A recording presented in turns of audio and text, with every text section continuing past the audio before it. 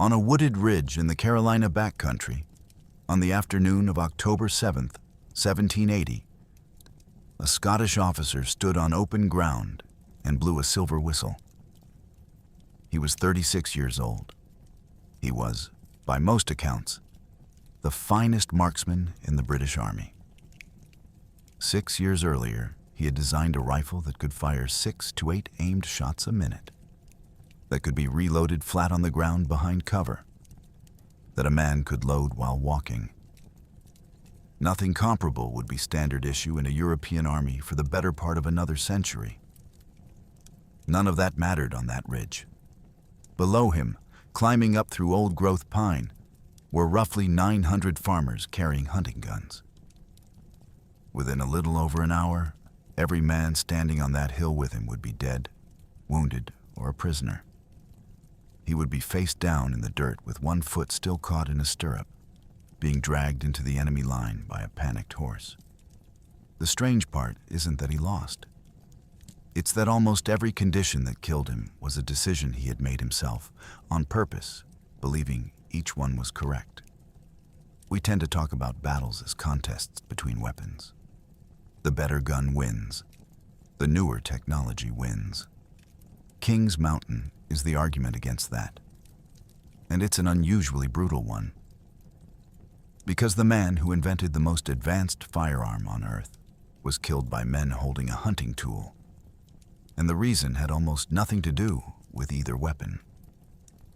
Ground decides. Ground, and the assumptions a commander carries onto it.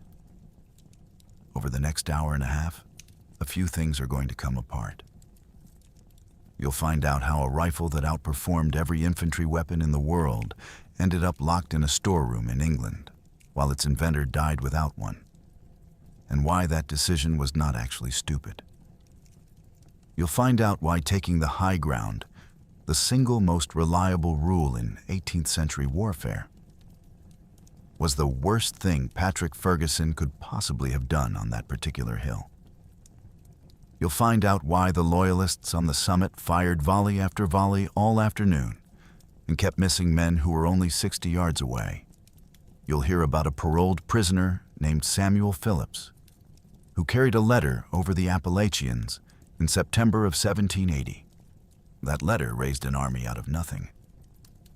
And then Samuel Phillips disappears from the historical record completely. And there's one detail about this battle that gets left out of almost every retelling because it complicates the story people prefer.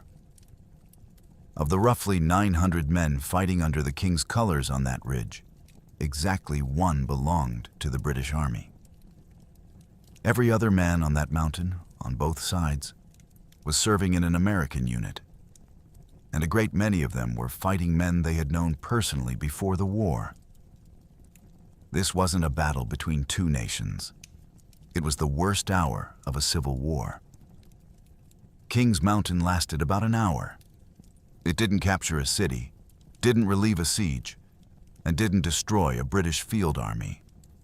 What it destroyed was an assumption. And a year and 12 days later, the collapse of that assumption had walked Lord Cornwallis into a surrender at Yorktown. If you like military history told with the sources kept in view, take a second and subscribe. It genuinely helps. We are also live on Spotify, so if you'd rather listen than watch, the full thing is waiting there. Now, the autumn of 1780, and a war the Americans had already lost. By the middle of 1780, the American Revolution in the southern colonies was not going badly. It was finished. The British had spent 3 years grinding against a stalemate in the north, and somewhere in that frustration, they arrived at a new theory. The southern colonies, they reasoned, were full of loyal subjects, people who had never wanted this war, who were waiting for the king's army to arrive and give them the confidence to declare themselves, take the ports, break the continental forces in the field, and the countryside would restore itself. Loyalist militia would hold the ground. Regulars would move on to the next province. the rebellion would be rolled up from Georgia northward like a carpet. For a while, it worked exactly as advertised. Charleston fell on the 12th of May, 1780, after a siege of roughly 2 months. The surrender handed the British something in the region of 5,500 men in a single afternoon. Continental regulars, militia, and sailors counted together. Along with the artillery, the muskets, the powder, and the stores that the Southern Department had spent years accumulating. It was the largest capitulation of American forces in the entire Revolution, and it would stand as the largest surrender in American military history for a very long time afterward. There was no reserve behind it. The Southern Army had not been damaged, it had been deleted. 3 months later, on the 16th of August, what was left of American resistance in the region, an improvised force scraped together under Horatio Gates, the general who had accepted Burgoyne's surrender at Saratoga and had been living off that reputation ever since, met Cornwallis outside Camden, South Carolina. The battle lasted perhaps an hour. The militia on the American left broke almost immediately and ran, and Gates ran with them all the way to Charlotte and then kept going. He covered something like 180 miles in 3 days. He was relieved within weeks, and though he was eventually cleared and returned to the Army, he never again held a command in the field. So by late summer, the arithmetic was straightforward. Georgia, under royal government. South Carolina, occupied, garrisoned, with a chain of posts running up into the interior. North Carolina, undefended. And Cornwallis, an aggressive and genuinely capable commander, preparing to march north into Virginia and cut the whole rebellion off at the waist. That's the war on the map. The war on the ground had become something else entirely. When regular armies stop being the main event, the fighting doesn't stop. It just changes shape and gets worse. Through the summer and autumn of 1780, the Carolina backcountry dissolved into a partisan war of a particularly ugly kind. Patriot militia against Loyalist militia, both of them local, both of them drawn from the same counties, frequently from the same families. Men who had traded livestock with each other now burned each other's barns. Property was seized under whatever legal fiction was convenient. Men were dragged out of houses at night. Then the other side did the same thing the following week and called it justice, and both were partly right. The presence of regular forces made this worse rather than better. British commanders, treating rebellion as a criminal matter rather than a political one, applied a heavy hand. Punitive expeditions, confiscations, house burnings. And every one of those measures produced recruits for the other side.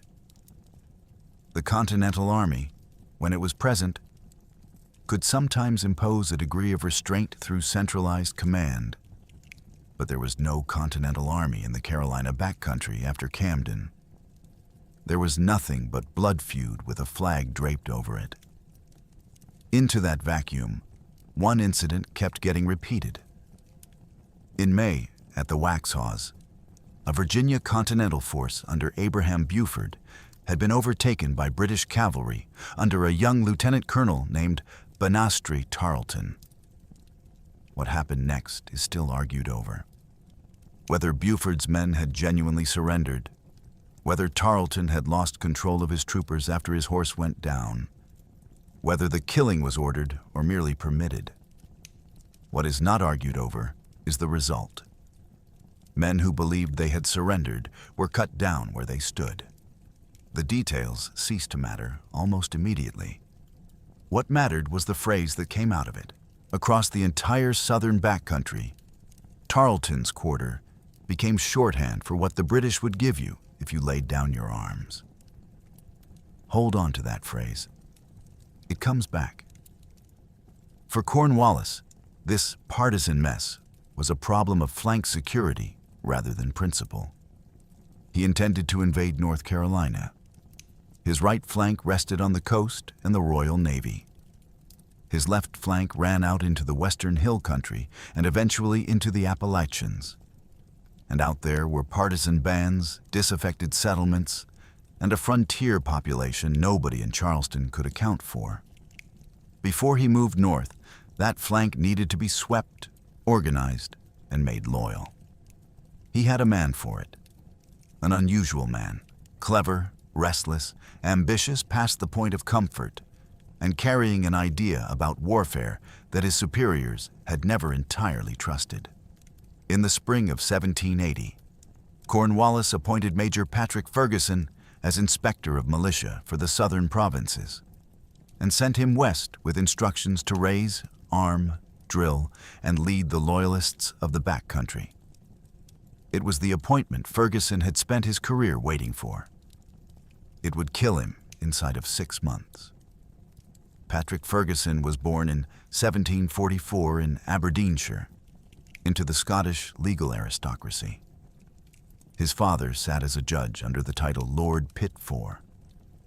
The house he grew up in was the kind where Enlightenment philosophers came to dinner, and the conversation was expected to be worth something. He was not physically imposing. Contemporaries put him at barely 5'8", lean, dark-haired, with a quick, nervous energy about him. A man who talked fast and thought faster, and did not conceal his impatience with people who did neither. He went to war at 15. That is not a rhetorical flourish. He was commissioned into a cavalry regiment and saw action in Flanders during the 7 Years' War before he was old enough to shave properly. Illness sent him home. He came back, transferred to the infantry, and by his mid-20s was a captain commanding troops on St. Vincent in the Caribbean, suppressing a Carib revolt in terrain that was steep, wooded, hot, and completely unsuited to the way European armies had been taught to fight. That combination, Flanders and St. Vincent, the Parade Ground War and the Bush War, is the key to everything Ferguson later became. He had seen infantry combat conducted properly, by the book, in the open, and he had seen the book fail. What stuck with him most was the musket. The standard infantry weapon of every European army in the 18th century was a smoothbore flintlock, and by any objective measure, it was a bad weapon. It was inaccurate past about 80 yards. It took a well-drilled soldier a considerable effort to fire 3 or 4 rounds in a minute, and that rate collapsed as the barrel fouled. It had to be loaded standing up, in the open, going through a sequence of motions that left a man completely exposed for 15 or 20 seconds at a stretch. The answer to all of this already existed, and Ferguson knew it. Rifled barrels had been around for 2 centuries.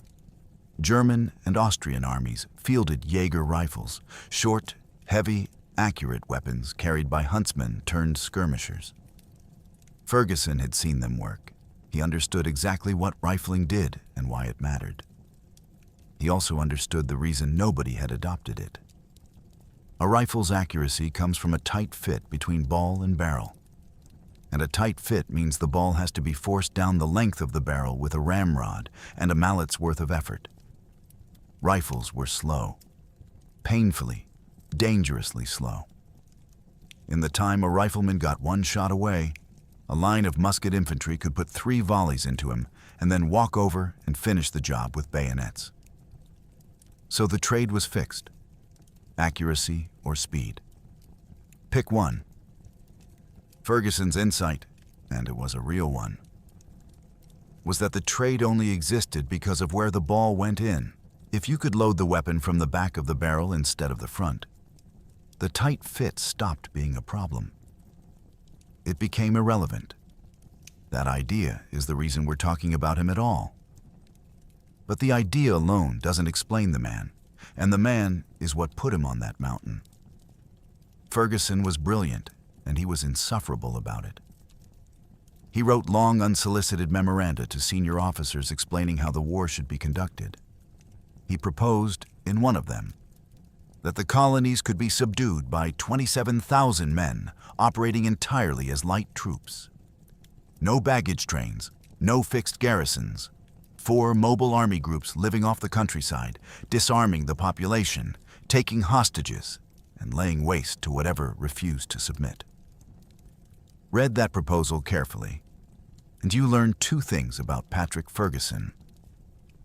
First, that he genuinely understood the strategic problem better than most of his colleagues. The British really did lack the manpower to hold ground conventionally, and mobility really was the answer. Second, that his instinct for how to handle a hostile civilian population was coercion applied at maximum pressure. Threaten them, break them, they'll fold. He was right about the first thing. The second thing is what killed him. By 1780, he had been a serving officer for over 20 years and had never held an independent command of consequence. He had watched less imaginative men receive promotions he thought he deserved. He had produced the most significant firearms innovation of the century and watched the Ordnance Board shelve it. He was 36, ambitious, and running out of war. And there was one more thing. His right arm no longer worked. At Brandywine in September 1777, an American musket ball had shattered his right elbow. Surgeons wanted to take the arm. He refused and kept it, and it healed into a permanently crippled joint. He could not properly hold a sword in it. He could not shoulder a firearm with it. The finest marksman in the British Army had lost the ability to shoot. He adapted, because that was his nature. He learned to use his left hand for the sword, and because he could no longer make himself heard and seen the way an officer normally did, waving a blade, gesturing, pointing, he took to carrying a silver whistle on a cord around his neck and trained his men to move on its signals. 1 blast for one thing, 2 for another. A command system built by a man working around his own body. It was ingenious. It also meant that on any battlefield he ever fought on again, Patrick Ferguson would be announcing his exact position, continuously, out loud, to everyone within half a mile. To understand what Ferguson actually built, you have to know he didn't build it from nothing. The idea of loading a firearm from the breech is roughly as old as firearms. The problem was never conception, it was sealing. When black powder ignites, it generates enormous pressure very fast, and that pressure will escape through any gap it can find. A breech that isn't perfectly sealed doesn't just lose power. It vents burning gas backward into the shooter's face. For centuries, the engineering simply wasn't there. A French gunsmith named Isaac de la Chaumette had gotten closer than most in the 1720s, with a design using a vertical screw plug through the breech. Several English makers refined it over the following decades.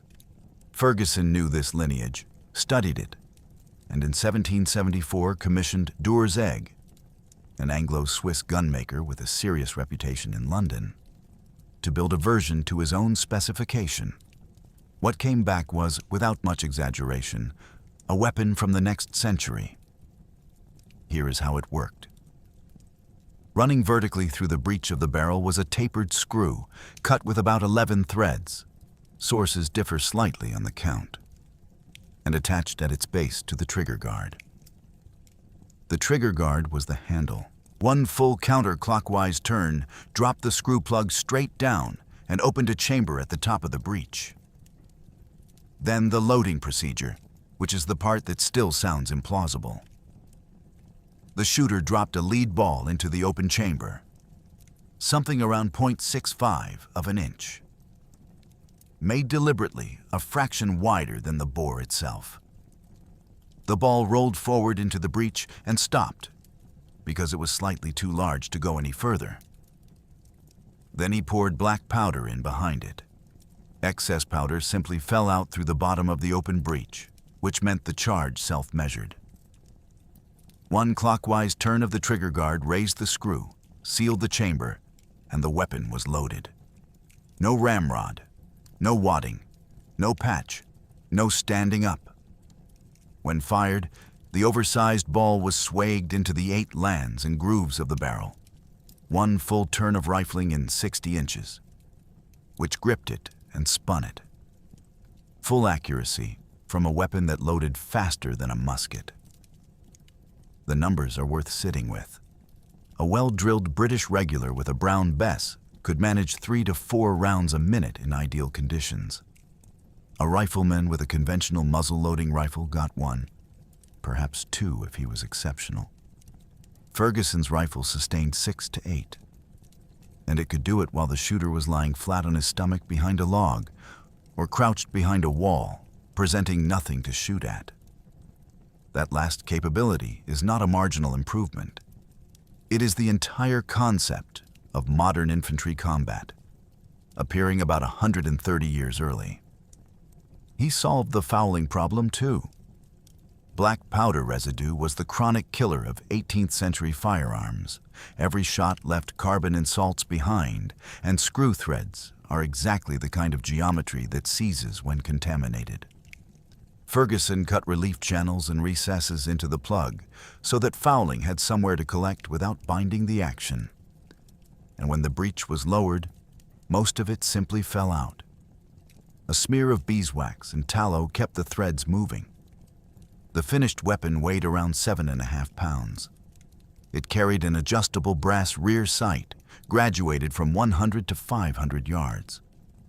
A sight that assumed you might actually try to hit something at 500 yards, which tells you what Ferguson thought his weapon could do. And critically, unlike every American rifle we're going to discuss shortly, it was built to take a bayonet. That last point matters more than it sounds. A rifle without a bayonet is a weapon that becomes useless the moment the enemy closes. Ferguson's rifle was designed to do everything. Skirmish at long range, sustain fire from cover, and then stand in line and receive a charge.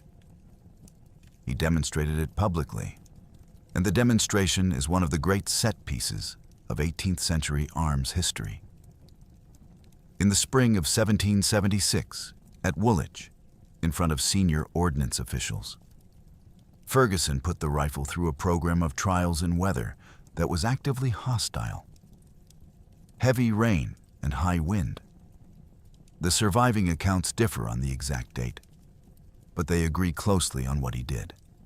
He fired at a target 200 yards away and held 4 rounds a minute from a standing position.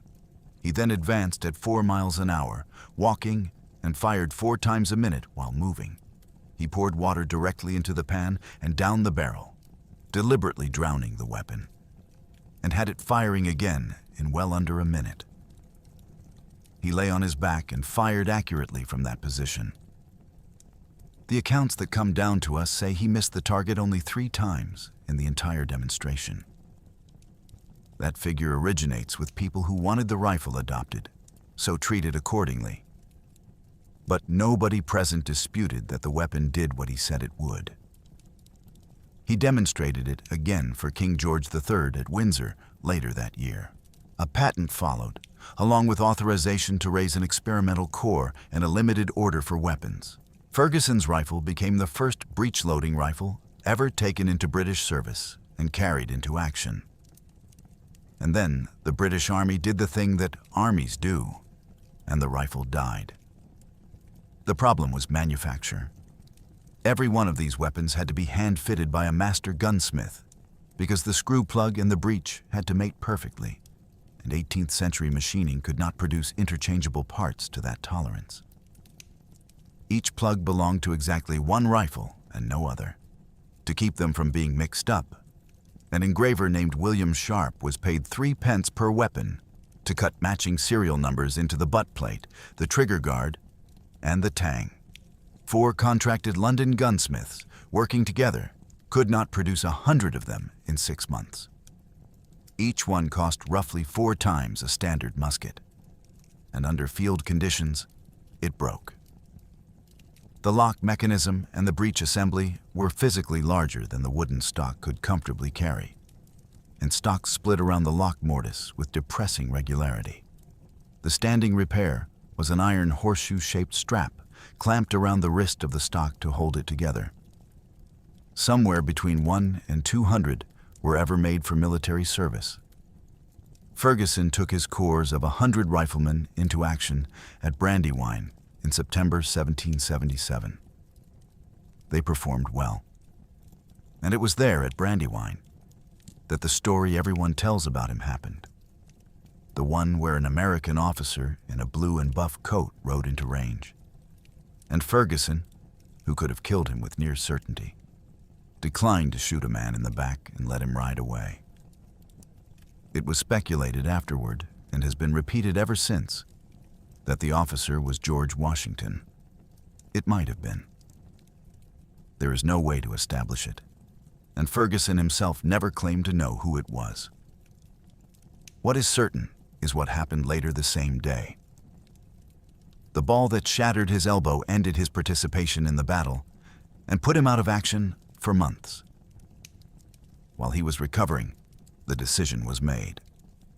The rifle corps was disbanded, the men were dispersed into light infantry units, and the rifles were collected and put into store. The stated reasoning combined the cost, the fragility, and the fact that the officer who understood the weapon could no longer train anyone to use it. So consider where that leaves Patrick Ferguson in October of 1780, standing on a ridge in South Carolina with a whistle around his neck. He had invented the finest infantry firearm in the world. He was, that afternoon, about to be attacked by riflemen fighting from cover. The precise tactical situation his weapon had been designed to dominate. And there was not a single one of his rifles anywhere on that mountain. Whether even one was present at Kings Mountain is genuinely disputed. There's an unsubstantiated claim of a rifle action recovered from the site. The only piece of a Ferguson rifle firmly documented from American service is a trigger guard found in a New York camp. Whatever Ferguson himself may have carried, his loyalist militia went into that fight with ordinary military muskets, standard volley drill, and bayonets. He had built the answer to the battle he was about to lose, and it was in a warehouse 3,000 miles away. It's tempting to file the shelving of the Ferguson rifle under simple institutional stupidity. Hidebound generals, aristocratic contempt for innovation, a board of officials too dull to see the future. That's the version usually told, and it's mostly wrong. An army is not a collection of weapons. It's a system, a supply chain, a training pipeline, a doctrine, a repair capability, and a budget, all of which have to survive contact with reality thousands of miles from home. And a weapon that cannot be integrated into that system is not an advantage. It's a liability wearing the costume of an advantage. Think about what adopting the Ferguson rifle as standard issue would actually have required in 1777. A manufacturing base capable of turning out tens of thousands of hand-fitted precision screw mechanisms, which did not exist anywhere on Earth. Armorers in every regiment trained to service an action nobody had seen before. Spare plugs that couldn't be interchanged, so a broken rifle was a dead rifle until it could be matched to its own component. A four-fold increase in cost per soldier. And an entire tactical doctrine drilled into the Army over generations, rewritten from the ground up. Because a weapon that can be loaded from cover implies a completely different kind of infantry. Faced with that, the Ordnance Board did the arithmetic and concluded that 100 excellent rifles were worth less than 10,000 adequate muskets, given what they could actually build, maintain, and teach. They were right. This pattern repeats through military history with almost no variation. The technology arrives before the industrial capacity to produce it, or before the doctrine that would know what to do with it, and it gets set aside. And then reappears 50 or 80 years later, when the world has caught up and is hailed as a revolution. The mechanism Ferguson used didn't vanish. Its logic surfaces again in the sliding breech block designs of the 1860s, when metallurgy and machining had finally arrived. Patrick Ferguson wasn't beaten by fools. He was beaten by the 18th century, which is a colder thing to be beaten by. Coming up that mountain toward him was a weapon that had solved none of Ferguson's problems and didn't need to, because it had been built to answer a completely different question. The American long rifle. You'll also hear it called the Pennsylvania rifle, or the Kentucky rifle, both of which are geographically misleading, was not a military design. Nobody commissioned it. No board approved it. It emerged, over roughly 50 years, from the workshops of German and Swiss immigrant gunsmiths who settled in the Pennsylvania interior in the early 1700s. Martin Malin of Lancaster County is usually named among the earliest, though attributing the design to any single maker misrepresents how it actually developed. It was an evolution, not an invention. Dozens of hands, one refinement at a time. What those gunsmiths were doing was adapting the European hunting rifle to a place where ammunition was expensive. Game was the food supply, and the nearest shop was days away. Start with what they were improving on. The smoothbore musket, Brown Bess, Charleville, take your pick, fires a ball noticeably smaller than its own bore. That gap is deliberate. It's what lets you load fast and lets you keep loading after fouling narrows the barrel. But it means the ball doesn't travel straight down the bore. It bounces. It ricochets off the walls on its way out, and whichever wall it touched last determines where it goes. At 50 yards, you might hit a man. At 100, hitting a specific man is essentially luck. Massed volley fire wasn't a failure of imagination. It was the only rational use of a weapon that behaved like a very large shotgun. Rifling fixes this with spiral grooves cut down the inside of the barrel. Force a tight-fitting ball into those grooves, wrapped in a greased linen or leather patch, which is the American refinement that made loading tolerable. And the grooves impart spin. A spinning projectile resists tumbling for the same reason a thrown football does, or an arrow with fletching. It holds its axis. It flies where it was pointed. Then the frontier gunsmiths made a series of choices that had nothing to do with warfare. They made the barrel very long, commonly 42 to 46 inches, sometimes approaching 60.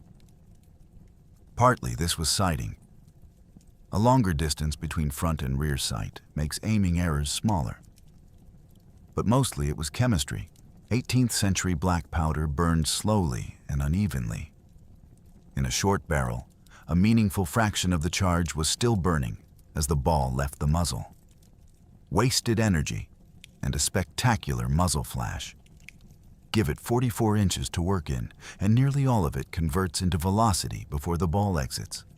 More speed, flatter trajectory, more energy on target, and considerably less flash and noise, which matters when you're hunting. They made the caliber small. A Brown Bess had a bore of around 0.75 of an inch and threw a ball not far short of that. Long rifles typically ran 0.30 to 0.50. That decision was economic before it was ballistic. Lead had to be carried in from settlements or dug and smelted locally, and a smaller ball meant far more shots per pound. On the frontier, a rifle's value was measured partly in how little it consumed. And then they made them beautiful, which tells you something about what these objects meant. Full stocks of curly maple, chosen for figure. Crescent butt plates shaped to sit against the upper arm. Brass patch boxes let into the stock, engraved. Cheek pieces. Regional traditions developed distinct enough that specialists can look at a surviving rifle and place it. The Lancaster School, the Lebanon, the Reading, the Dauphin. A rifle was often the single most valuable thing a family owned, and it was expected to outlive the man who bought it. In competent hands, the result was lethal at 200 to 300 yards, and men who knew a particular rifle intimately could stretch that further. Daniel Boone carried one on long hunts into the Kentucky country and did more than anyone to attach that name to the type. But every design is a set of trades, and the long rifle's trades were severe. Loading was slow, genuinely, dangerously slow.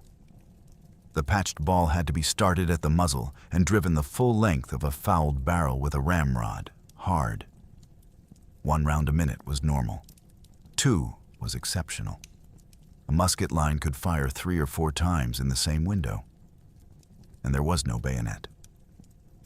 That slender, elegantly figured maple stock could not take the strain of a socket bayonet and a body's weight behind it, and no frontier gunsmith had ever designed for that requirement, which meant that in open ground, against disciplined infantry advancing with fixed steel, a rifleman had exactly 1 shot, and after that, he was a man holding an expensive club against people holding 16 inches of triangular blade. That is not a theoretical weakness. It is why riflemen lost repeatedly throughout this war, whenever they were caught where they could be reached. Here's the honest comparison then. On open ground, in a straight fight, the long rifle loses to the musket, and it isn't close. In broken country, in cover, at range, against an enemy who cannot close, the musket becomes almost meaningless, and the long rifle becomes an execution tool. Everything at Kings Mountain turns on which of those 2 battles gets fought. And the man who chose the ground was Patrick Ferguson. The men carrying those rifles were not a militia in any sense the British would have recognized, and misunderstanding them was Ferguson's second fatal error. They were, in the main, Scots-Irish, descendants of lowland Scots who had been planted in Ulster, then emigrated again to America over the course of the 18th century. 2 forced migrations in 3 generations produces a particular kind of person.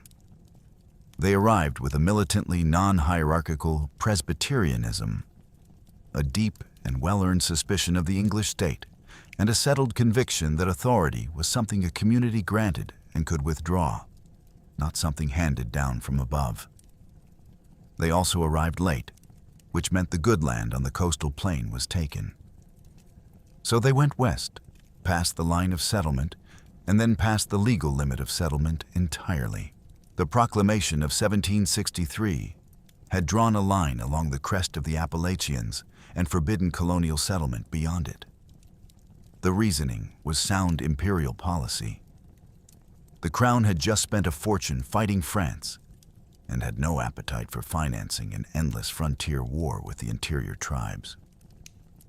The people who ended up in the Watauga, Holston, and Nolichucky valleys, in what is now northeastern Tennessee and southwestern Virginia, crossed that line anyway. They were, in the strict legal sense, squatters on land the king had reserved. This matters more than it might seem. These were people who had already decided, years before Lexington, that London's authority stopped where they said it stopped. When war came, they didn't have to be persuaded of anything. They'd been living the argument. Their existence was hard in ways that are difficult to convey without sounding romantic about it. Clearing old-growth forest by hand, building without sawn lumber or nails worth the name. No physician, no market, no law beyond what neighbors would enforce. Disease that killed children routinely. And a frontier with a Cherokee that was neither stable nor peaceful. In 1776, the Cherokee, encouraged by British agents, attacked the Overmountain settlements directly. The settlers held Fort Watauga's defense became local legend, and then did what frontier communities did, which was to march a punitive expedition into Cherokee towns and burn them until a surrender was signed in 1777. That war is the thing you have to understand about these men as soldiers. They had spent their entire adult lives in a form of combat that had no lines, no formations, no drill, and no quarter. From boyhood, they were taught the methods their opponents used. Move silently, use the trees, never present yourself. Shoot from cover at whatever range you can reliably hit, and never stand where you can be reached. They were not amateurs playing at war. They were extremely experienced practitioners of a completely different kind of war. Their command structure ran on the same logic. Where a British officer bought his commission and expected obedience as a function of rank, an Overmountain colonel was elected by the men he would lead on the basis of what they'd personally watched him do. Authority was contingent. It could be argued with. It frequently was. The names that muster at Sycamore Shoals are worth knowing because they turn up repeatedly in what follows. William Campbell, a Virginian of enormous physical size and a temper to match. Isaac Shelby and John Sevier, both from the Watauga settlements, both veterans of the Cherokee campaigns, both about as experienced in irregular warfare as anyone alive in North America. Benjamin Cleveland of Wilkes County, North Carolina, a man of something close to 300 pounds who had earned the name Terror of the Tories through methods that would not survive modern scrutiny. Joseph McDowell, Edward Lacey, William Hill, James Johnston, William Chronicle. And when these men went to war, there was no army behind them. No quartermaster, no commissary, no pay. Each man brought his own horse, his own rifle, his own powder horn and shot pouch and knife, and his own food. Most commonly a bag of parched cornmeal tied to the saddle, which could be eaten dry or mixed with water and would keep for weeks. That detail deserves a moment, because it explains the campaign. An army that carries its supply on its saddle has no supply line to defend, no wagons to slow it, and no rear to be cut. It can move at the speed of a horse for as long as the horse holds out, in country where no wagon could follow. Ferguson was preparing to be attacked by a militia. What was coming was closer to a hunting party of 900 men. Everything to this point is background. The battle becomes inevitable in early September of 1780, and it becomes inevitable because of a single message. By then, Ferguson had pushed northwest out of South Carolina into the North Carolina foothills, establishing himself at Gilbert Town, near present-day Rutherfordton. The work was going well. Loyalists were coming in, taking the oath, enrolling in his militia. Estimates put the total number he raised across the region in the thousands, from which he selected a smaller trained corps as a mobile field force. The strategy Cornwallis had bet the Southern campaign on appeared to be working exactly as designed. The only unresolved problem was to the west. Somewhere over the mountains were the settlements that kept sending armed men east to reinforce patriot bands, and then absorbing them again when things went badly. Ferguson could not reach them, crossing the Appalachians with a militia force to fight people who knew that country was not a serious proposition. So he did the thing that had worked for him before. He applied pressure. He had among his prisoners a paroled patriot named Samuel Phillips, who happened to be a distant relative of Isaac Shelby. Ferguson released him and sent him back across the mountains, carrying a message for the Overmountain leaders. The message was not subtle, and it was not meant to be.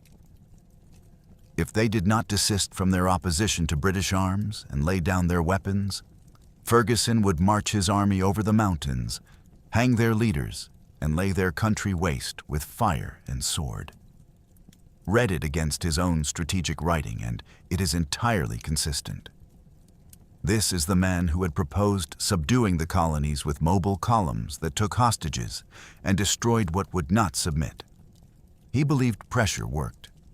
He believed frontier people were, at bottom, isolated and vulnerable, and would calculate the odds and submit rather than invite destruction.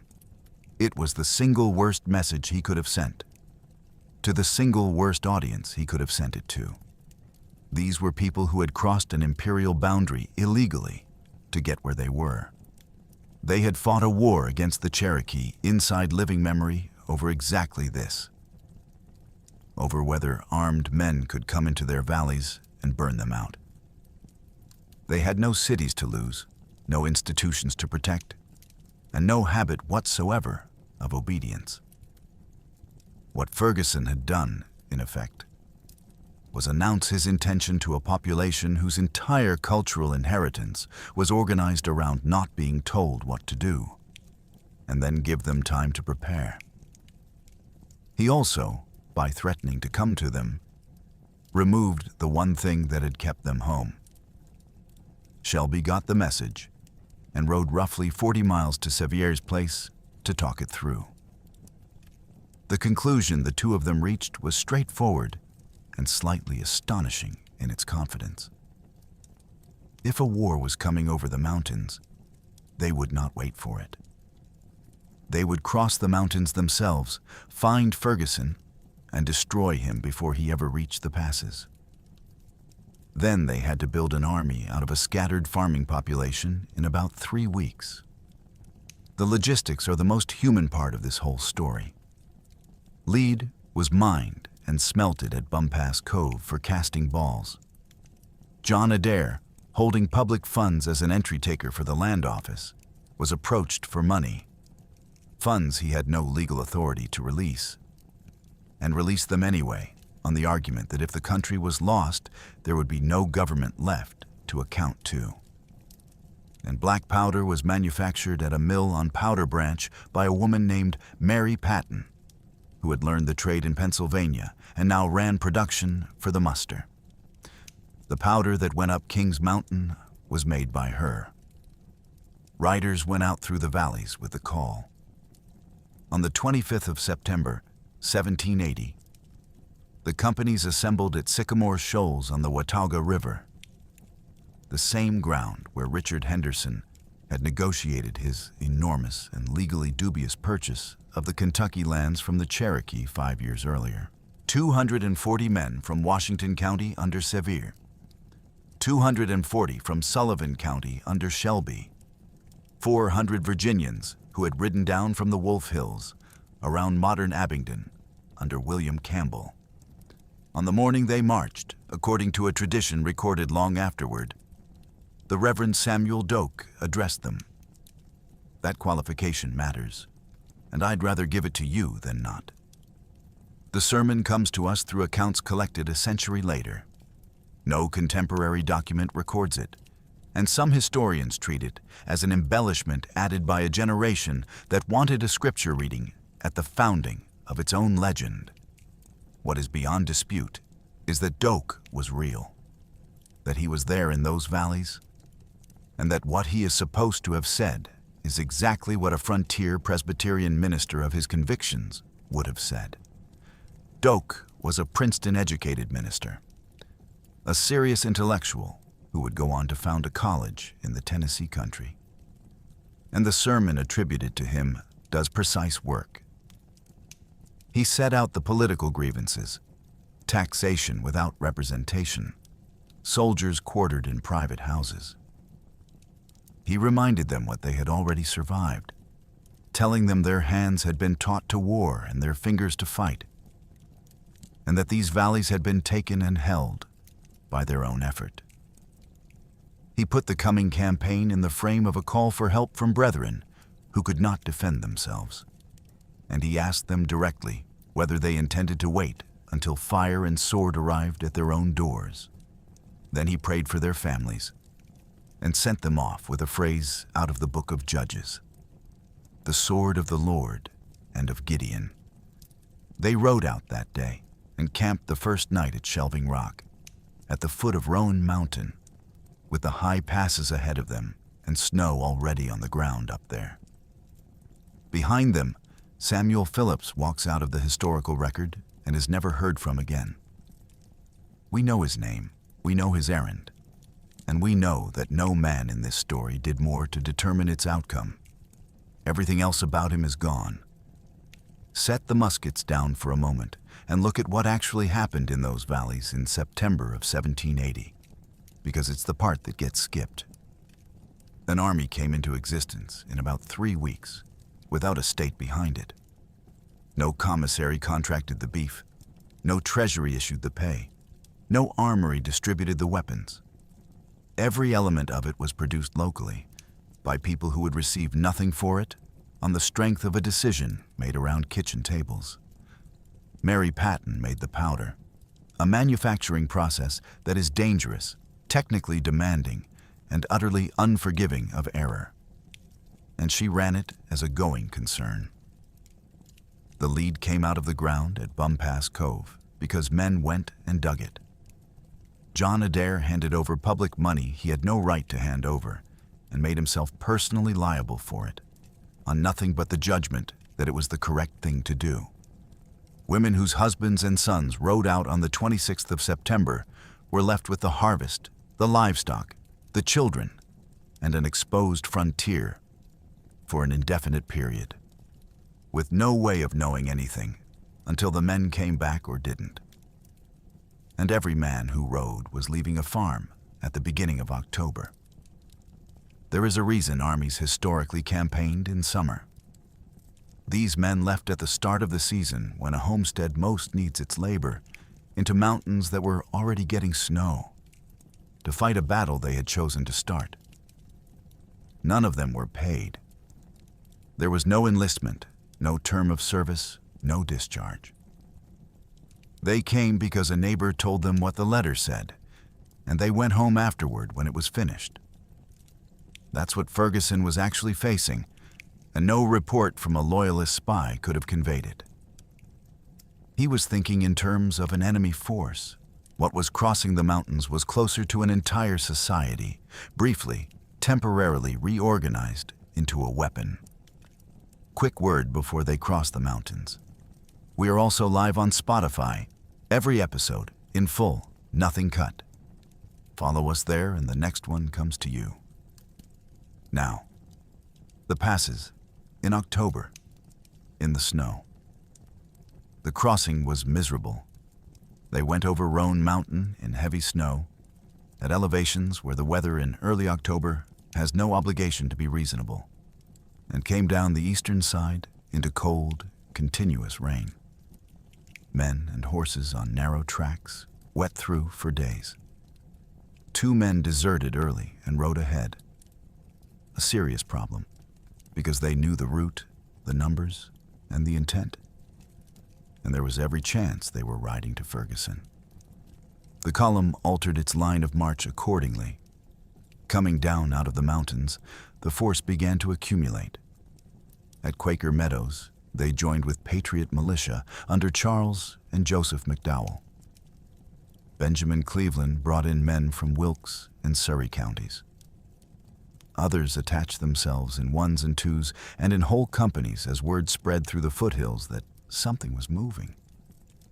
By the time they halted to organize, they were over 1,000, which created a problem that a European army would never have had.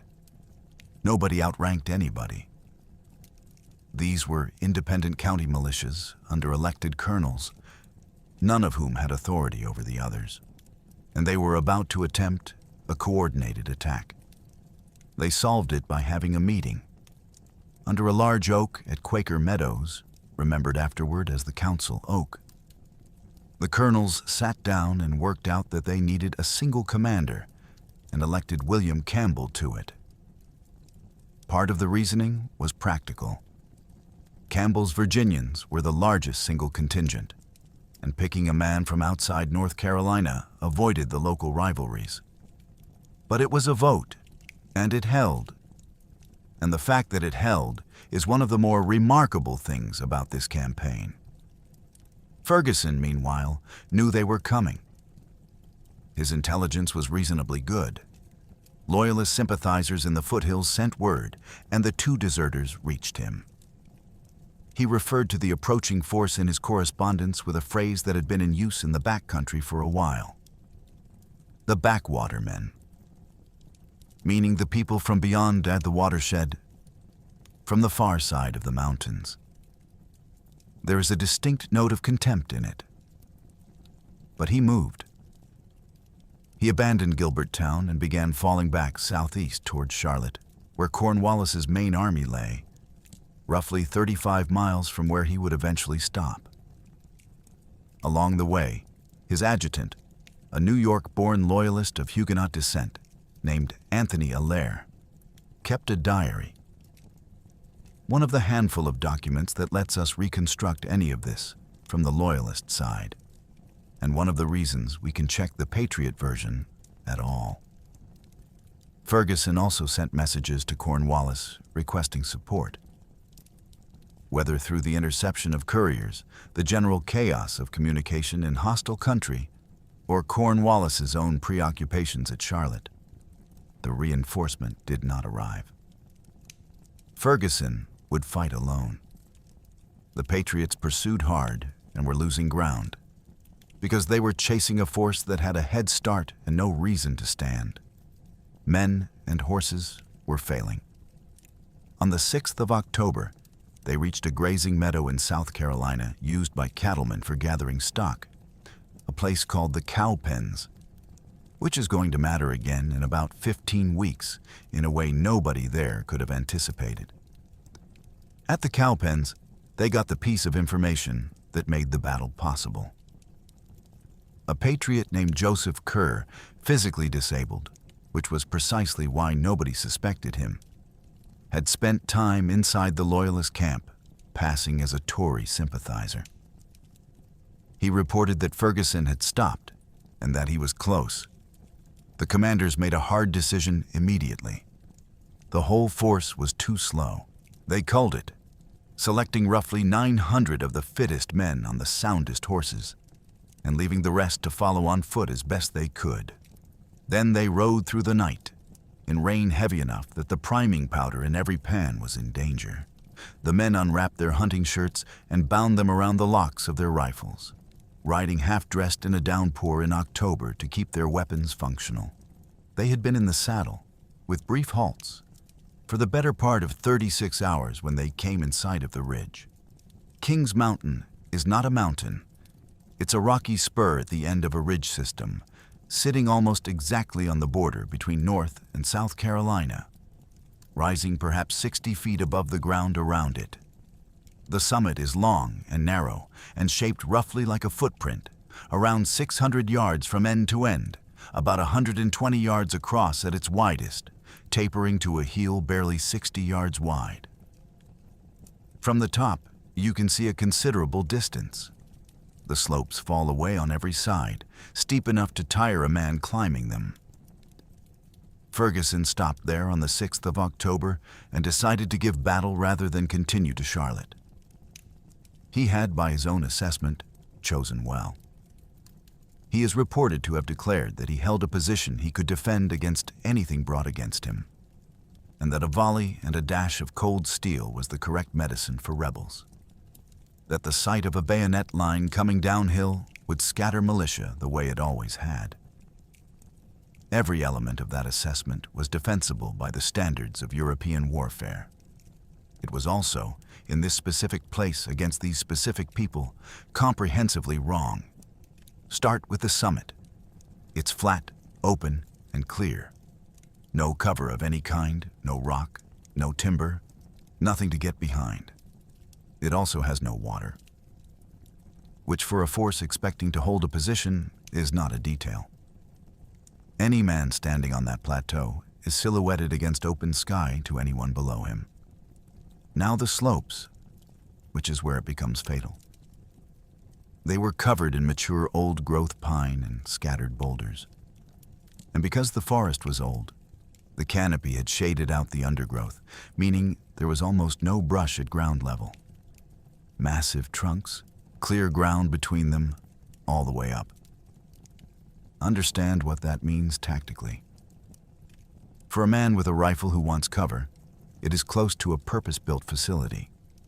A continuous supply of trunks thick enough to stop a musket ball, arranged in loose order, with clear sight lines between them and no thicket to snag a man moving from one to the next. For a formed line of infantry attempting to advance downhill in order with bayonets, it is the worst terrain imaginable, because a line cannot pass through timber and remain a line. Ferguson had positioned his men on bare ground and given his enemy a forest. He compounded it by neglecting field fortification entirely. He did not throw up earthworks. He did not construct abatis, felled trees with sharpened branches facing outward, the standard 18th century answer to exactly this problem, and something his men could have built in a day from the timber already on the slopes. He arranged his 17 supply wagons in a loose perimeter near the summit and considered the position adequate.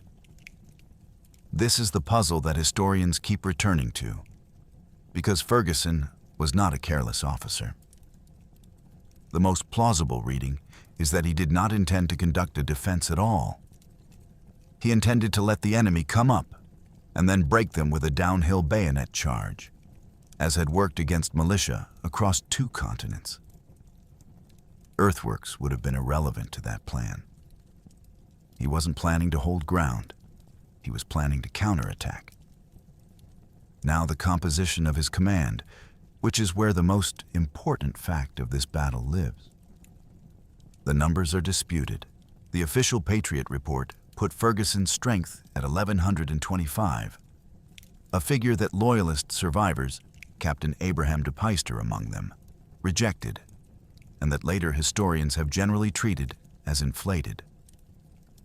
The accounts of men who were actually in the camp, including Allaire's diary and the record kept by the Loyalist surgeon Uzal Johnson, indicate something closer to 900. That's the figure most modern work uses. It also means the 2 sides were, near enough, evenly matched, which is not how this battle is usually described. Of that force, roughly 800 were Carolina Loyalist militia, farmers, exactly like the men climbing toward them, from the same counties, sometimes from the same families. The remaining 100 or so were provincials, the American volunteers, enlisted colonials raised in New York and New Jersey, uniformed in red coats, trained, paid, and equipped precisely as regular British infantry, and carrying muskets with bayonets. They were the professional corps, and they were Americans. Ferguson had also, that morning, detached a foraging party of something like 200 men. They were not on the mountain when the attack came. And this is the fact that reframes everything. Major Patrick Ferguson, of the 71st Regiment of Foot, was the only soldier of the British Army present at the Battle of Kings Mountain. One man. Every other combatant on that ridge, on both sides, belonged to an American unit, Loyalist militia, provincial volunteers, or Patriot militia. Some of those men had been born elsewhere, because this was a country of recent arrivals. There were Irishmen and Germans and Scots on that hillside in both directions. But not one of them was a British regular. They were all, by enlistment and by residence, Americans, fighting other Americans in counties where they knew each other's names. The battle that gets remembered as a triumph of American frontiersmen over the British Army was, in every practical sense, a civil war settling accounts, with a single Scottish officer standing in the middle of it. He had a whistle, a crippled arm, a red-coated bodyguard of 100 colonials, and an open hilltop. Below him, in the trees, 900 men were tying their horses and taking off their coats. They arrived at the base of the ridge at around 3 o'clock in the afternoon on the 7th of October. The rain had finally stopped. Nobody saw them come. Ferguson's pickets were watching the approaches he expected. From the east, from the direction of the road, from where a pursuing force following his line of march ought to appear. The Patriots had come around. By the time the alarm was raised, the encirclement was already forming in the timber.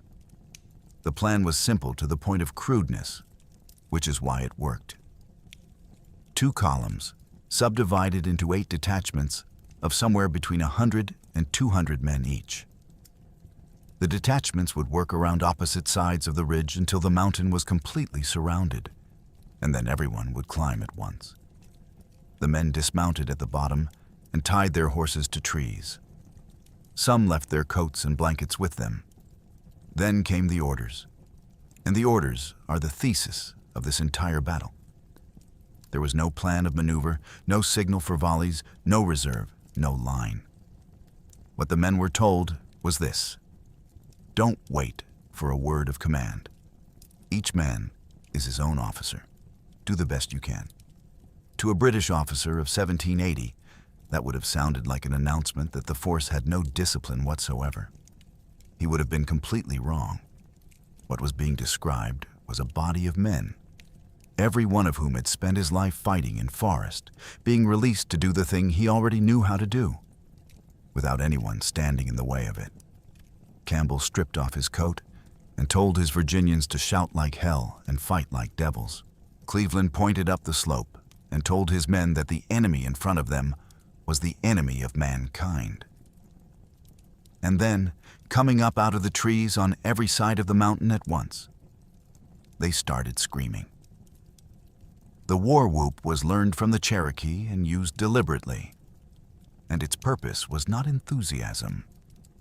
It was information denial and terror in the same package. It told the men on the summit that they were surrounded, that the sound was coming from every compass point, and that the people making it did not fight the way European soldiers fought. Abraham de Peyster, who had been at other engagements against these militias, turned to Ferguson and said that the sound was a bad omen, that these were the yelling boys, and he had heard them before. And then the shooting started, and the physics took over. The Loyalists on the summit did what they were trained to do. They formed, presented, and fired downhill into the trees. And for the entire battle, they shot high. This is a real and well-documented effect, and it killed them. Firing down a slope introduces two errors at once, and both push in the same direction. The first is geometry. How far a ball drops on its way to a target depends on the horizontal distance it covers, not on the total distance along the line of sight. Fire at a downward angle, and the horizontal distance is shorter than the range your eye is judging, so the ball falls less than you expect it to, and it arrives high. Every experienced shooter learns to compensate for this. Almost no soldier drilled for volley fire on level ground had ever been taught it. The second is training itself. A musket line is drilled to level and fire on command at a horizontal target. That drill is muscle memory, and muscle memory does not adjust for terrain. There is a third factor, harder to quantify but visible in the accounts. Men firing downhill at figures moving in and out of cover tend not to expose themselves properly at the lip of a slope. They stay back from the crest, which means they cannot see the base of the slope, which means they aim at what they can see. And what they can see is the higher part of the hillside. So through the whole afternoon, the volleys went over. Men climbing the slope described the sound of ball after ball tearing through the branches above their heads. The Patriots had no such problem. They were shooting uphill, at men standing on open, level ground against open sky, with nothing behind them but daylight. There has never been a better target in the history of firearms than a formed infantry line on a bare summit seen from below. And they were not volleying. Each man moved to a tree, found a target, took his time, and fired one carefully aimed shot.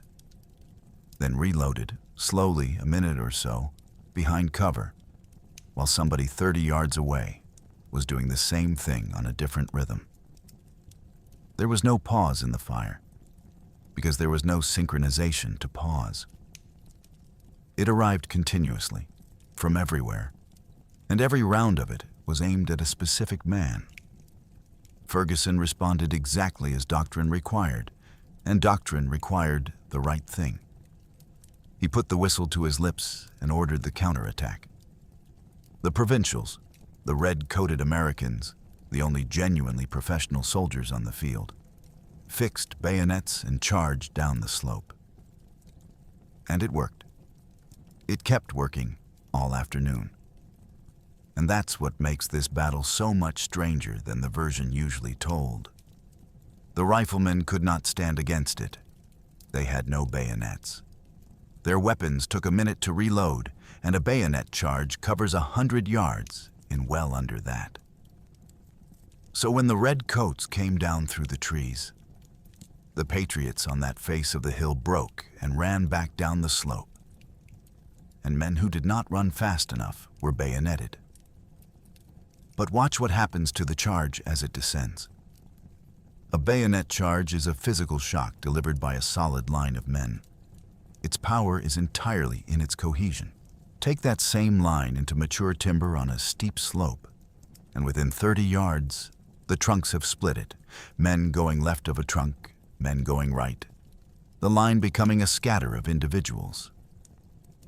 The shock is gone. What arrives at the bottom is a crowd of winded men in bright red coats standing in a forest. And then, two things happen at once. The patriots who broke stop running because nobody is chasing them in formation anymore, and they turn around. And the detachments on the neighboring faces of the hill, who have not been charged, take the exposed flank of the descending loyalists at leisure. So the provincials had to go back up, climbing, tired, in wool, carrying a musket, under aimed rifle fire the whole way. And behind them came the riflemen they had just driven off, reloading as they walked, resuming exactly where they'd left off. This cycle repeated. On the narrow heel of the mountain, where Campbell's and Shelby's men were attacking, they were driven off the slope at least 2 or 3 separate times, and every time they came back.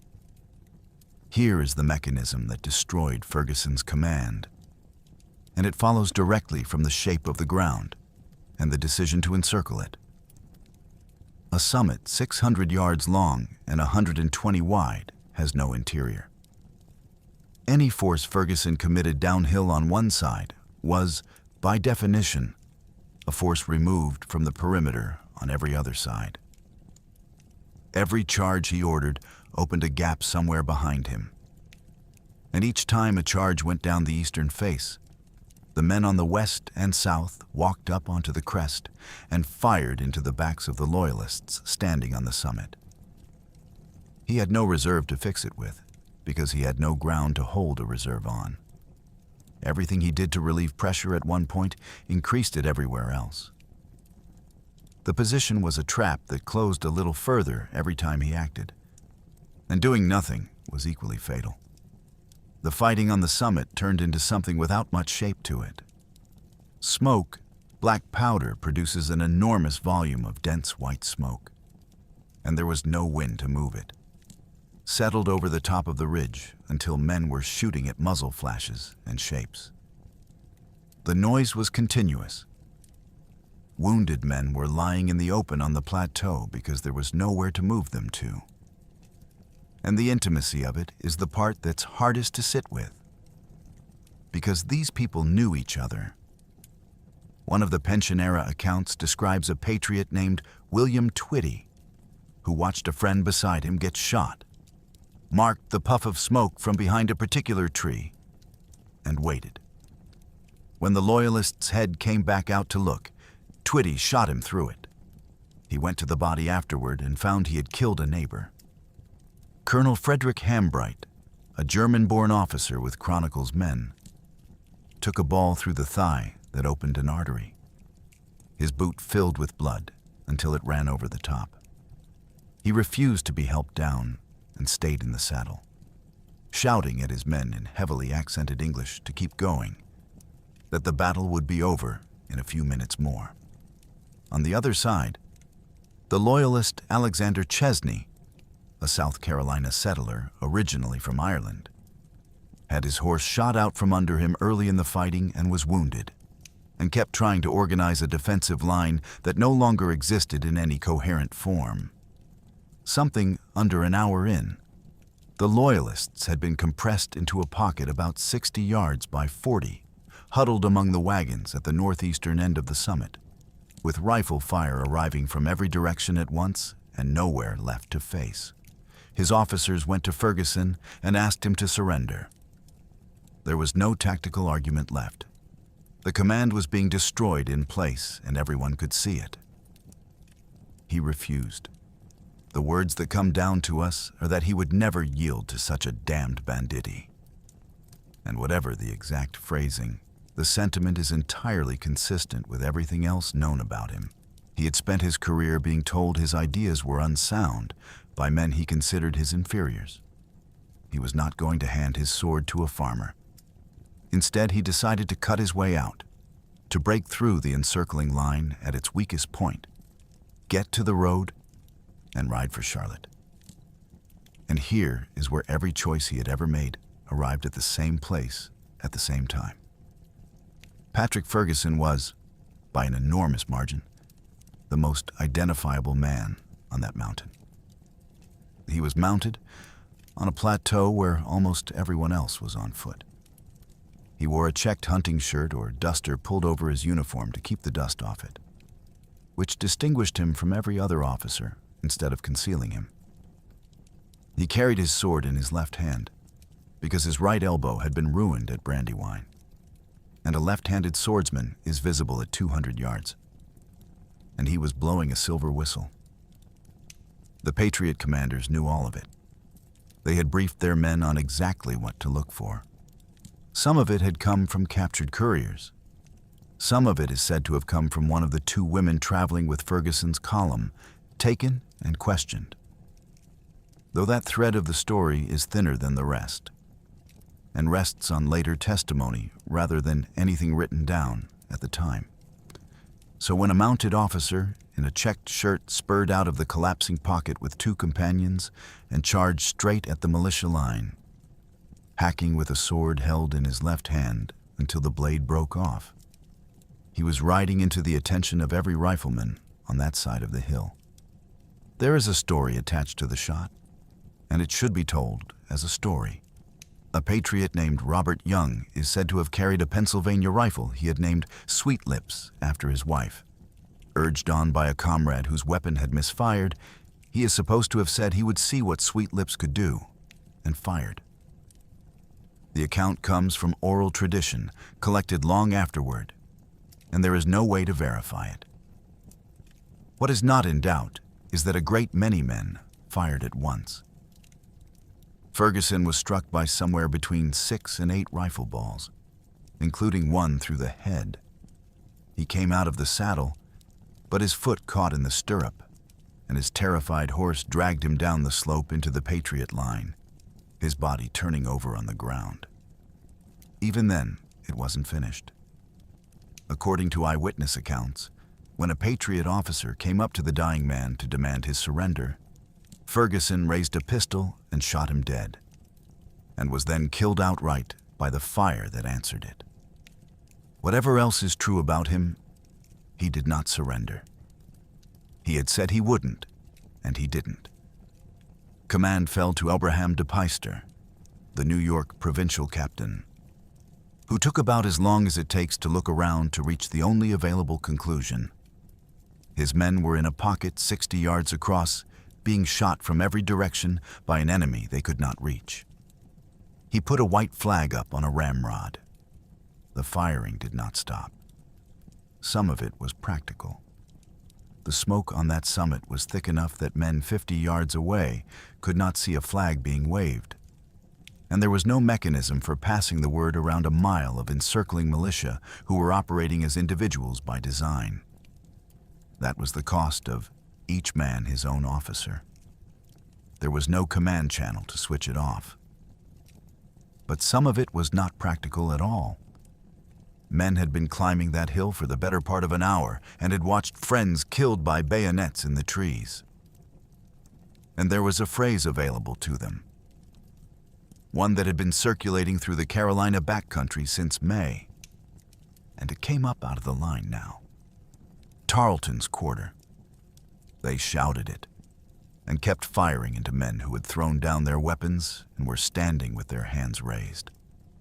This went on for several minutes. It stopped only when Campbell, Shelby, and Sevier physically went into their own ranks, walking among their men, knocking rifle barrels up with their hands, shouting at them to stop, in some cases arguing individually with men who did not want to stop.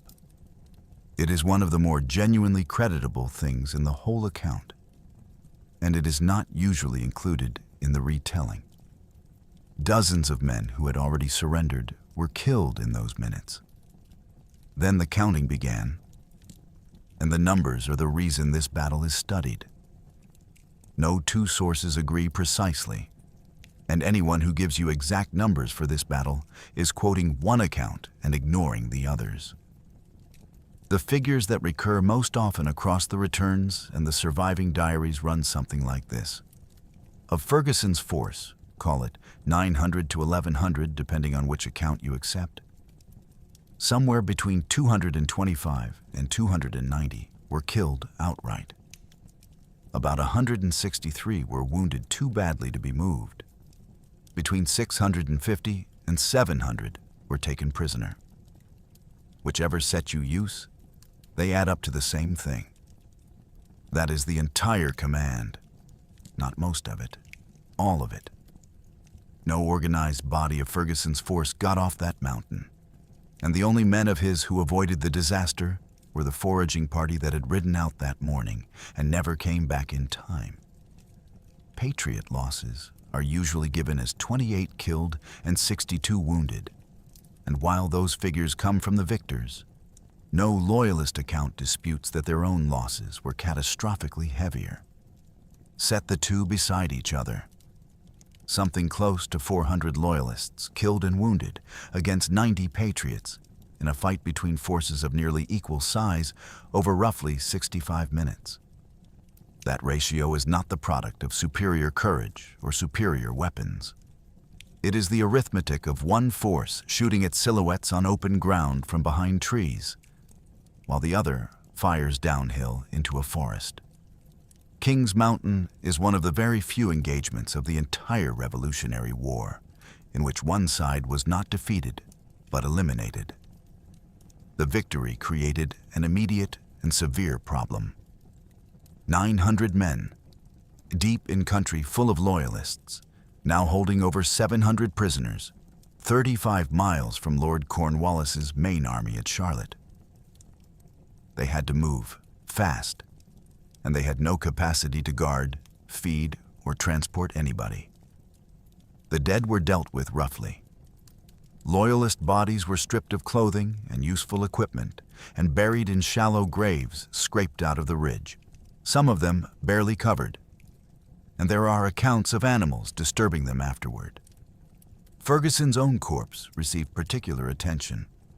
It was stripped. Militiamen urinated on it. He was then wrapped in a raw beef hide and buried under a cairn of stones near the base of the ridge, alongside one of the two women who had traveled with his column. There is no way to narrate that which makes it acceptable. It is simply what men who have spent a year in a partisan war do to the body of the man they hold responsible for it. The prisoners were put to work carrying their own captured muskets, the flints removed so the weapons were inert, and marched northwest away from Cornwallis in continuous rain. The march was bad. We know how bad in unusual detail because two of the prisoners kept diaries: Anthony Allaire, Ferguson's adjutant, and Uzal Johnson, the Loyalist surgeon. Their accounts describe rations withheld or non-existent for days, clothing and personal property taken despite explicit assurances, men collapsing on the road, and a level of casual cruelty from the guards that the Patriot officers were either unwilling or unable to prevent. And then, a week later, at a place called Biggerstaff's Old Fields, the thing that had been building since May finally arrived. The Patriot leadership convened a court, a drumhead tribunal, improvised, operating under a North Carolina statute that arguably permitted it and arguably did not. Charges were brought against prisoners known personally to the men holding them, for treason, for taking part in raids and house burnings, for murder, for inciting Cherokee attacks on the settlements. 36 men were convicted. As it got dark, they began hanging them from an oak tree, 3 at a time. 9 men were executed before the commanding officers, Campbell and Shelby among them, stepped in and stopped it. Something in the third set of 3, or in the mood of the men watching, crossed a line that even they were not prepared to cross, and the remaining condemned were spared. Several escaped in the confusion of the following days. Alexander Chesney, the loyalist officer whose horse had been shot from under him on the mountain, got away into the woods, hid in caves, made his way eventually back to British lines at Charleston, and finished his life as an exile in Ireland, having lost everything he owned in America. This is the part of Kings Mountain that has no clean version. The men who climbed that hill did something militarily extraordinary. And a week later, some of them hanged 9 prisoners from a tree in the dark. And both of those things were done by the same people for the same reasons. That was the war in the backcountry. It had been that for a year. Kings Mountain didn't introduce it. It just concentrated it into 8 days where everyone could see it. The news reached Charlotte within days, and its effect on Cornwallis was out of all proportion to the number of men involved. The loss of 1,000 men, in the context of the Southern campaign, was survivable. What was not survivable was what those men had represented. The entire British Southern strategy rested on a single proposition: that loyal Americans, given protection and organization, would hold the countryside so the regular army could move forward. Ferguson's Corps was that proposition made real. It was the working prototype. And it had just been annihilated to the last man in an hour by a force that had assembled itself out of nothing in 3 weeks and dispersed again immediately afterward. Every loyalist in the Carolinas now had a fact to reason from. If you enrolled, if you took the oath, if you carried arms for the king, the men over the mountains would come for you, and the army would not be there. Recruitment did not decline. It effectively stopped. Cornwallis's response was immediate. His left flank no longer existed. His line of communication into the backcountry was open, and he had no idea where the force that had destroyed Ferguson had gone. Because it had gone home, which was not a possibility his staff was equipped to model. He abandoned the invasion of North Carolina, pulled back from Charlotte, and went into winter quarters at Winnsboro, South Carolina, in a retreat that was miserable in execution and worse in implication. Thomas Jefferson later described the battle as the turn of the tide of success. And for once, the political rhetoric matches the operational record fairly closely. What that winter bought was time, and time is what the American cause needed more than anything else. Washington used it to send Nathanael Greene south to take over the wreckage of the Southern Department. Greene arrived, looked at a force too weak to fight Cornwallis and too valuable to lose, and did the thing every manual forbids. He divided his army in the face of a superior enemy, sending Daniel Morgan west with a detachment. Morgan understood what Kings Mountain had actually demonstrated. Not that riflemen were unbeatable, but that militia would perform superbly than if you asked them for exactly what they could deliver and no more. In January of 1781, cornered by Banastre Tarleton at a cattle grazing meadow in South Carolina, he built a battle plan around that principle. He put his militia in front, asked them for 2 aimed volleys, and told them they were then permitted to withdraw, turning the thing commanders feared most about militia, that they would fall back into a scripted maneuver that pulled Tarleton's line into his Continentals. The meadow was the cowpens, the same ground the Overmountain Men had passed through 15 weeks earlier on the night they went after Ferguson. Tarleton's command was destroyed almost as completely as Ferguson's had been. After that, the sequence runs fast. Cornwallis, having now lost 2 detached forces in 3 months, burned his baggage and pursued Greene north across the Carolinas in the race to the Dan. A chase that gained him nothing and cost him his logistics. At Guilford Courthouse in March, he won the field and lost a quarter of his army doing it. With his loyalist support gone, his supply exhausted, and the countryside actively hostile, he marched into Virginia to refit at a small tobacco port on the Chesapeake, where the Royal Navy could reach him. The port was Yorktown. It would be absurd to say Kings Mountain won the war. What can be said with precision is this. On the 6th of October, 1780, Cornwallis was preparing to invade North Carolina with a secure western flank and a functioning Loyalist militia. By the 8th, he had neither, and he never got either back. Here is where the popular version of this battle and the evidence part company. The story people tell is that the American long rifle beat the British musket at Kings Mountain, that frontier marksmanship defeated European technology, and that this is the lesson. That is not what happened, and believing it means missing the actual mechanism. The long rifle did not beat the musket. On that mountain, the musket beat the long rifle repeatedly, all afternoon, every single time the two met on anything like equal terms. Every bayonet charge that came down that slope drove riflemen off it. The riflemen ran, because a man with an empty rifle and no bayonet cannot do anything else.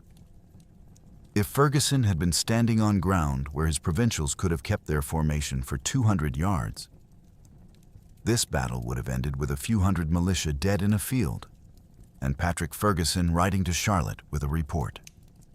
What defeated him was 3 things, and the rifle is only part of the third. The first was the ground, and specifically, his choice of it.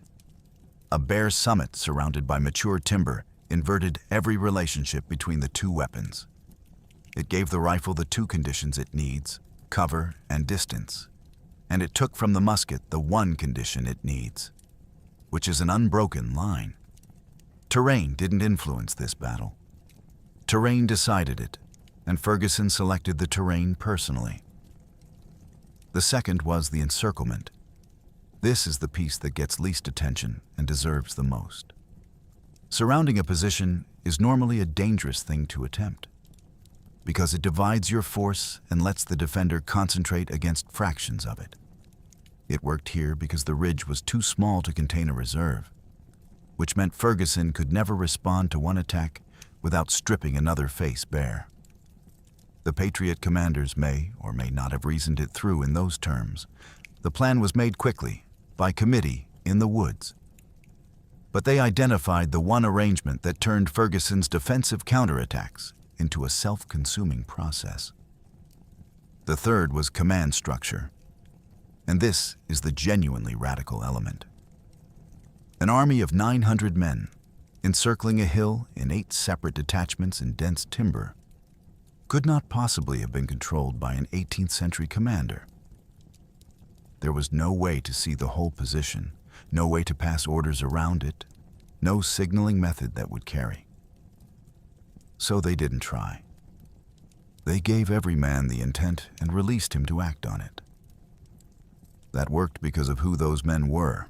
Each one had a decade or more of forest combat behind him and required no supervision at all to select cover, judge range, pick a target, and manage his own rate of fire. Devolved command only functions when the people at the bottom of it are genuinely expert. These were, and that is the real asymmetry of Kings Mountain.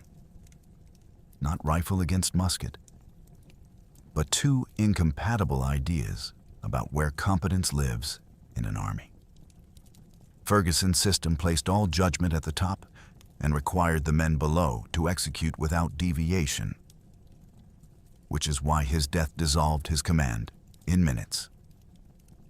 The Patriot system distributed judgment to every individual, which is why losing officers didn't matter and why nobody could turn it off when the white flag went up. Both systems were coherent. Both had produced victories. On that particular hillside, one of them could not function at all. Kings Mountain occupies a strange position in American memory. It's genuinely famous, and almost everything popularly known about it is subtly wrong. Some of that traces to a single book. In 1881, a Wisconsin historian named Lyman C. Draper published Kings Mountain and Its Heroes, the product of decades of work collecting pension applications, family papers, and, crucially, the recollections of very old men and their descendants. Draper's achievement is real. Without him, a large fraction of what we know would simply not exist. But look at what he was working with. He was gathering personal accounts of a one-hour battle a century after it happened, mostly at second and third hand, from a culture that had spent that century telling the story to itself. Details had hardened. The best lines had improved. Individual men had acquired decisive moments. Where an old soldier remembered a shot, a family remembered a specific shot at a specific man. That is where a great deal of the color in this story comes from, including the rifle called Sweet Lips. It may be entirely true. It is not verifiable, and it arrives through exactly the channel that generates this kind of detail. Draper also arrived at a moment when the country badly wanted this particular story. A frontier community, unpaid and unordered, defeating a professional British officer through self-reliance and marksmanship, is close to a perfect national parable. It was retold in that shape for 100 years, and the retelling had to leave things out to work. It had to leave out that only one man on that mountain belonged to the British Army. It had to leave out that the enemy were Carolina farmers, some of them neighbors and relatives of the men shooting at them. It had to leave out the minutes of firing into raised hands after the white flag, and the 9 men hanged at Biggerstaff's old fields. It had to leave out that the numbers were roughly even, because outnumbered frontiersmen is a better story than an evenly matched fight decided by terrain. The troop strength dispute is instructive on its own. The official Patriot report claimed 1,125 loyalists. The men who were inside that camp, DePeyster, Allaire, Johnson, put it near 900. Both figures were produced by people with a motive, and the higher one is the one that survived into popular accounts for 150 years, because it made the victory larger. Even Ferguson's rifle has been absorbed into the legend, usually in the form of a claim that he carried one at Kings Mountain and it did him no good. The evidence for any Ferguson rifle being present is thin to non-existent. The confirmed physical trace of the weapon in American service is a trigger guard recovered from a camp in New York. None of this diminishes what those men did on that hillside. It just means the thing they actually did, improvising a devolved command encirclement against a professional officer on ground of his own choosing and executing it perfectly, is more impressive than the version that replaced it and considerably harder to put on a monument. Patrick Ferguson lies under a cairn of stones on the ridge where he was killed, and the stones are still there. Visitors leave more. There is a marker now, placed long after the fact, and it describes him in terms that would have surprised the men who buried him. He was 36 years old, and he had been in the Army for 21 years. His mechanism did not die with him. The screw breech principle he refined kept surfacing in gunmakers' work through the following century. And its logic is visible in the sliding breech block designs of the 1860s, by which point industry could finally make such things in quantity, and armies had finally worked out what to do with them. He was not wrong. He was early, which in engineering is often the same as being wrong, and only looks different in retrospect. Isaac Shelby went on to become the first governor of Kentucky and served again in his 60s and took the field once more in the War of 1812. John Sevier became the first governor of Tennessee 6 times over and spent decades in a political feud with Andrew Jackson that at one point nearly ended in a duel. Benjamin Cleveland took land in South Carolina and served as a judge, reportedly falling asleep on the bench, and grew even larger. William Campbell, who had been elected to command by his fellow colonels under an oak tree, did not get a long life out of it. He died in August of 1781 of illness in Virginia, about 2 months before Yorktown. He never learned how the story ended. On the other side, Abraham de Peyster went into exile in New Brunswick, as did Anthony Allaire, whose diary is now among the most valuable documents we have about the campaign. Uzell Johnson, the surgeon whose record of the prisoners' march is the other essential Loyalist source, eventually returned to New Jersey and practiced medicine there for the rest of his life among people who had been on the other side. Alexander Chesney reached Ireland and lived out his years as a customs officer, having lost his land, his property, and his country. And then there are the people the record simply drops. Mary Patton, who manufactured the powder, kept making powder. She and her husband ran the mill for years afterward, and she is remembered locally, and that's about the extent of it. Robert Young, who may or may not have fired the shot that killed Patrick Ferguson with a rifle named after his wife, is a name attached to a story collected a century later. And Samuel Phillips, the paroled prisoner who carried Ferguson's threat across the Appalachians in September of 1780, whose 40-mile ride set every subsequent event in motion, without whom there is no muster at Sycamore Shoals and no battle at Kings Mountain, vanishes. No later service record we can confidently attach to him. No account of what he thought about any of it. He delivered a letter, and history has nothing else to say about him. That's the ordinary condition. Wars remember commanders, because commanders generate documents. Everyone else is inferred. Kings Mountain National Military Park sits on the border of the 2 Carolinas, and the ridge is still recognizable. The slopes are wooded. The summit is still open. You can walk the trail around the base and up onto the plateau in about the time the battle lasted. And the thing that registers is how small it is.